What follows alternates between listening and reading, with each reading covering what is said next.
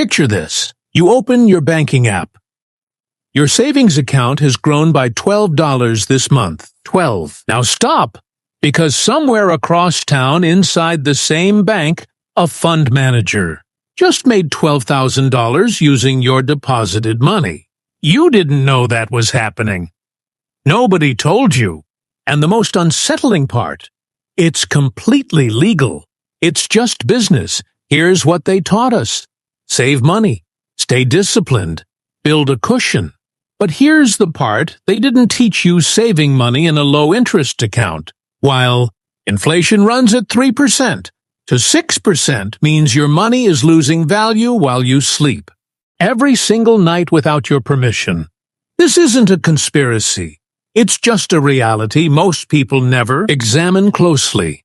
And once you see it, you cannot unsee it. In the next 7 minutes, I'm going to show you 6 things about money that the financial system is never motivated to explain, because a financially educated population is very simply less profitable. Let's start at the beginning, because before we talk about what to do with money, we need to understand what money actually is. Let's talk about something almost everyone does and almost nobody questions. You earn, you spend, and whatever's left, you save. It feels like progress. It feels like control. It feels like you're doing things right. But here is where things quietly shift. If your savings account earns 4% and inflation is running at 5%, you are not growing your money. You are losing 1% of its real value every single year. It does not feel like losing. It looks like winning because the number on the screen is going up, but the value behind that number is slowly fading. $1 today does not buy what it used to.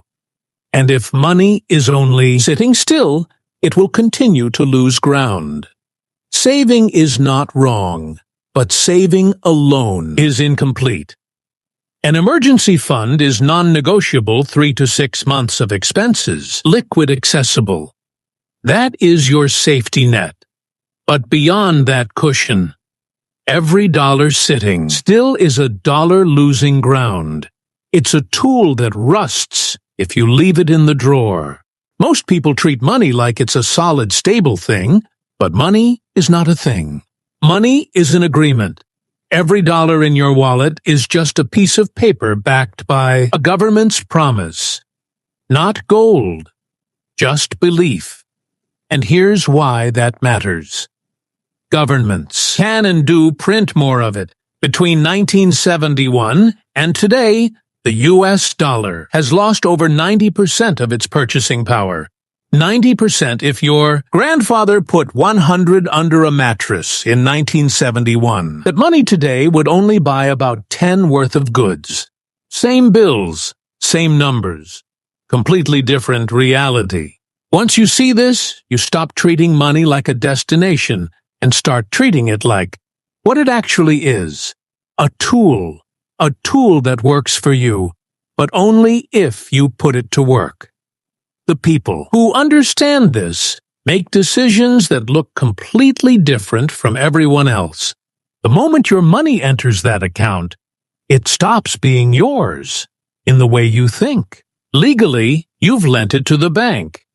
You are not just a customer. You are a supplier. Your money is the raw material they use to generate returns. They pay you 3. Then loan that same money out for a mortgage or credit card at 10, 15, or 20. The uncomfortable truth is that your savings account is not where your money rests. It's where your money works for someone else. This isn't about demonizing the bank. It's about understanding your position inside the engine. What would happen if that same money started working that hard for you instead? Inflation doesn't feel like a threat. In the short term, prices move a little. Your grocery bill is slightly higher. It all feels like just life. But zoom out.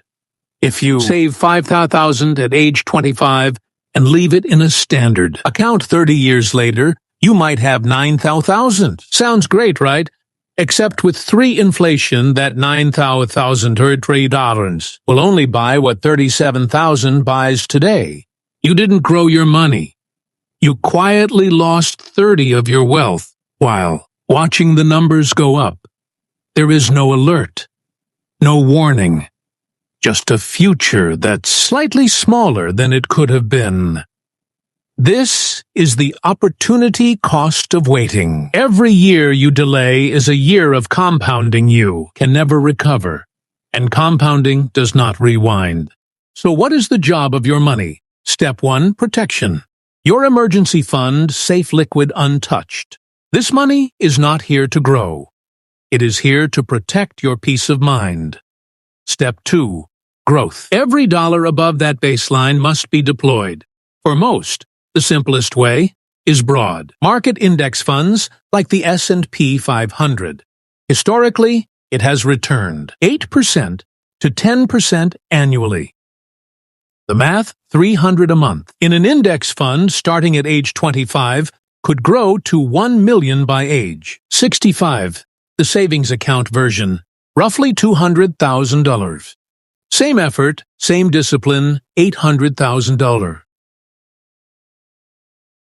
Difference. That gap is the real cost of playing it safe. There is no perfect moment to start. There is only earlier or later. And later always costs more. Money is not a trophy to be admired in a vault. It is a tool. A hammer in a drawer builds nothing. Money, sitting still, builds nothing. The system is engineered to keep you in a cycle. Earn, spend, save a little, repeat it.